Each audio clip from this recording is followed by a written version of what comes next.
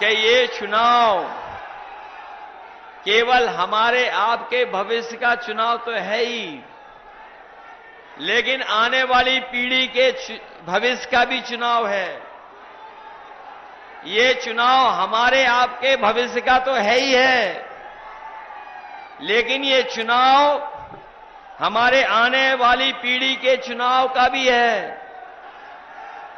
जो लोग 400 पार कह रहे थे, उनके मन में था कि वो संविधान बदल देंगे, लेकिन जिस तरीके से वोट पड़ा है और बहुजन समाज के लोगों का समर्थन मिला है, ये समर्थन जो मिला है बहुजन समाज का, मैं ये कह सकता हूं कि जो लोग संविधान बदलने निकले थे, उनको इस बार हम सब मिलकर के बदलने का काम करेंगे।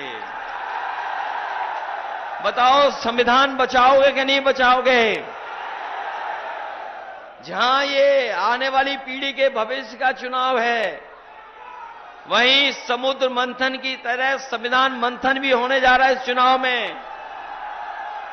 एक तरफ वो लोग हैं जो संविधान को खत्म करना चाहते हैं, संविधान बदलना चाहते हैं, वहीं दूसरी तरफ समाजवादी पार्टी, कांग्रेस पार्टी और इंडिया गठबंधन के लोग, वो लोग हैं जो संविधान को बचाना चाहते हैं। ये संविधान बचाने की भी लड़ाई है, और मैं आपको सावधान करने आया हूं, मैं आपको सावधान करने आया हूं।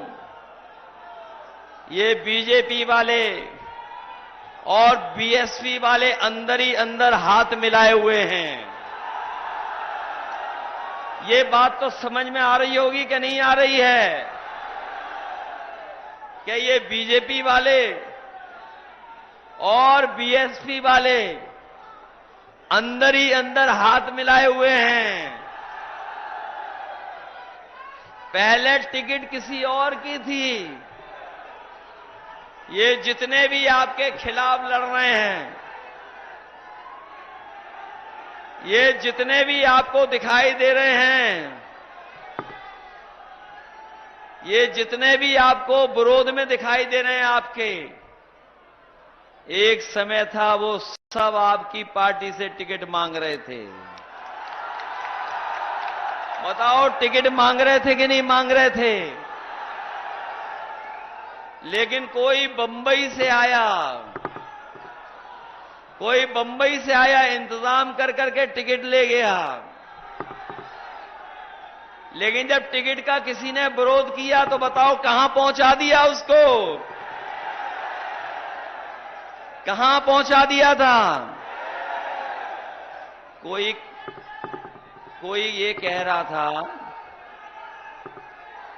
मैंने सुना है, कोई ये कह रहा था कि आपसे उन्होंने टिकट मांग ली थी बारात में, इसलिए जेल जाना पड़ा।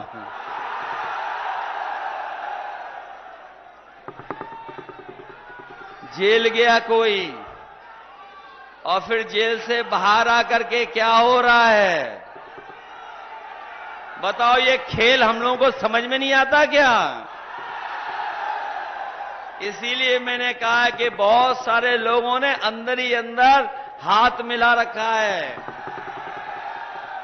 अगर कोई आपको धमका करके वोट लेगा तो डर तो नहीं जाओगे? कोई आपसे मिला जुला करके कुछ लालच दे करके वोट लेना चाहेगा,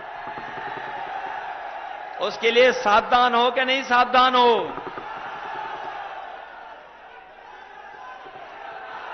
वैसे